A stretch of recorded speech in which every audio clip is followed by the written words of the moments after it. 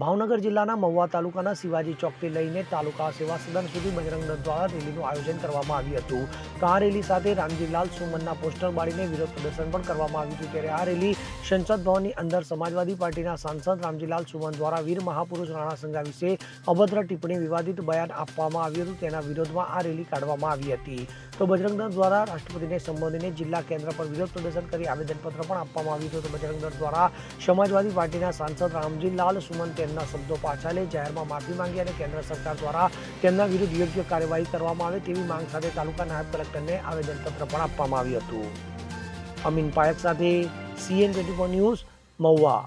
હવે જુઓ દેશ દુનિયાની તમામ ખબરો તમારી આંગળીના ટેરવે।